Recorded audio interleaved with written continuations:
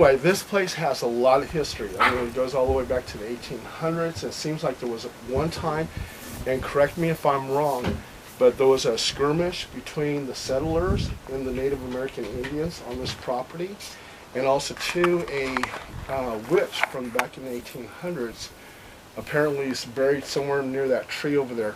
As we came onto, I felt that when I walked around. Oh, did you? Yeah. So as we got on this property, everyone's getting these designer orbs by this tree over here. So it seems like there's a lot of stuff centered on the trees. There used to be there's a basement here, and I'm going to go ahead and let the occupant give more of the history of this home. So you can go ahead. I'll read. Yeah. Oh. Come here. Don't leave me. Don't leave it by myself. Hello, I'm Richard. Anyway, Sir, do you want your face on camera? Or? it don't matter. It doesn't matter? Okay, it's okay. In 1961, I was born here and raised. This property here, I've known about a witch from years back, but there's a tree that lights up a certain time of the year. And then there is battles that happen here because we find arrow Indian heads here, and also we found a wagon that was out there, and we took it apart to get it off the property because people would come, so we took it off. So, but there is a lot of stuff that happens here. There was across the street. There's a house that was tore down. It looked wicked. So you guys will find a lot of stuff here, and I hope you guys enjoy what you guys find. Thank you. Okay. And can you tell us also too, during Prohibition days, they had some type of thing over here where there were The underground bar. underground bar. Okay. Yeah. There's Wine cellar. a wine cellar that they had back in the days that they used to make wine here. Because it was prohibited back in the day. Yeah. Days. Yeah. So Now, you'll find some of the stuff still there. okay. Okay. With some of the activity, okay, can you explain to me some of the activity that happens here?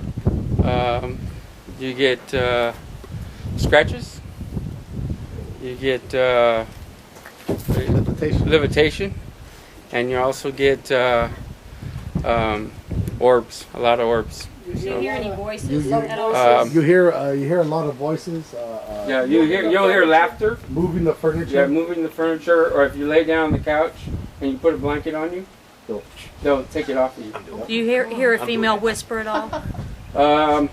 It's not like a whisper. It's Like a growl whisper? yeah, It's like more like different voices. yeah, different voices. And then the scratch that he's got on him, he's only got one, but sometimes he gets three on him. And that's You ever I know hear that's drums? a Trinity sign. That's a sign of the devil. Drums? Yeah. I've never heard drums. Chanting? Chanting, yes.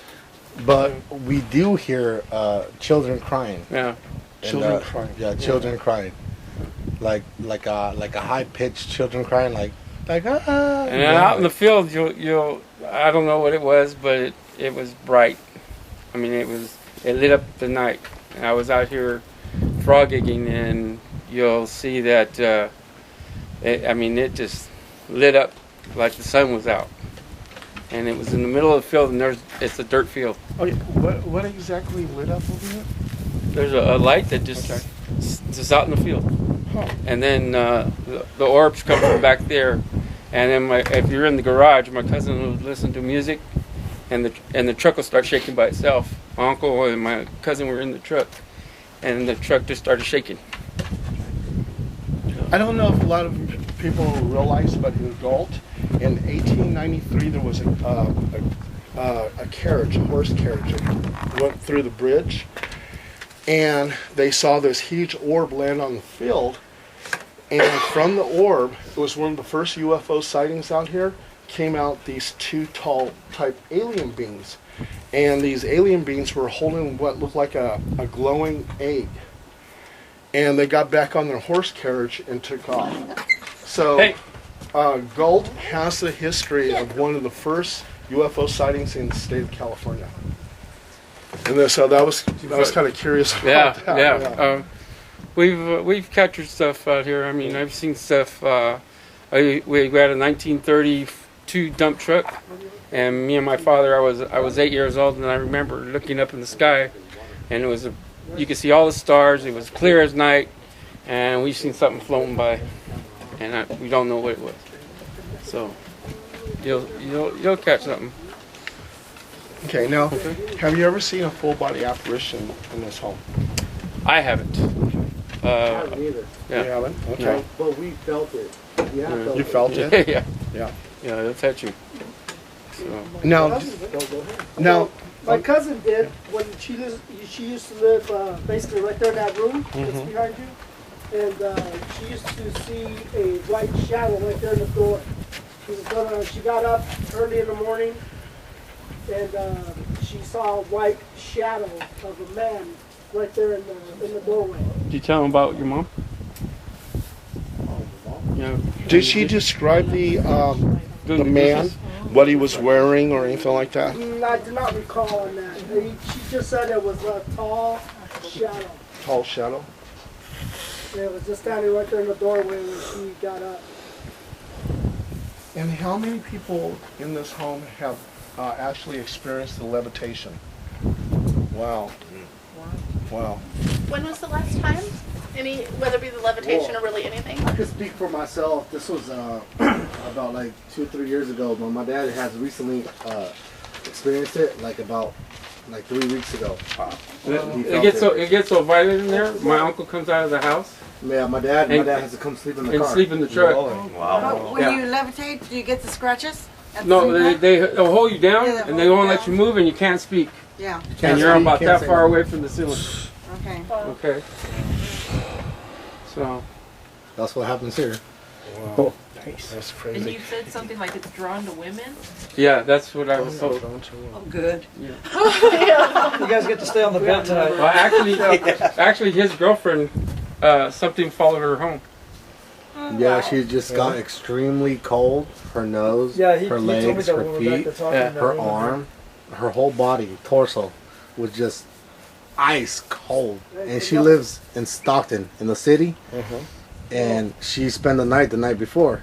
So I went to her house and I spent the night the next day. And that's what happened. I mean, that's nothing. She said nothing has never happened like that before. And I felt it. I was right there, right next to her. So Wow. Now, is she still having problems? she says that after that day, 2 days came by and they were turning off and on lights in her house without her doing anything.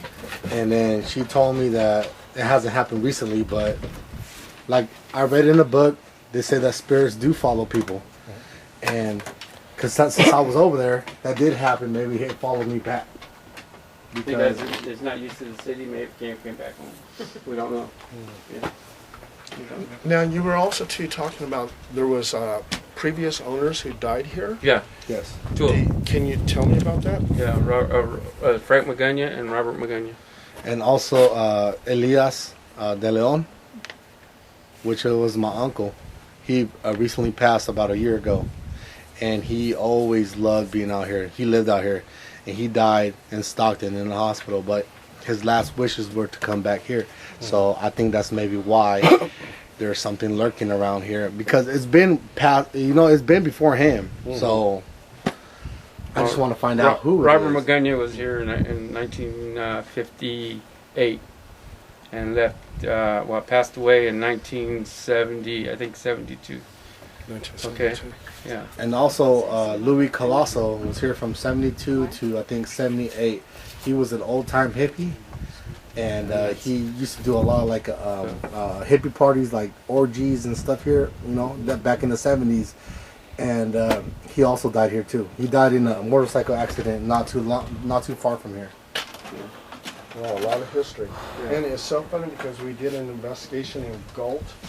I forgot what the name of the street was, but they were talking about they had crazy parties there, and orgies and everything else. So it looks like it was happening at several houses during, you know. Yeah, in the hippie era. You know, I mean, it goes back in the 1800s here with the Indians and cowboys, you know. So, There's but yeah. definitely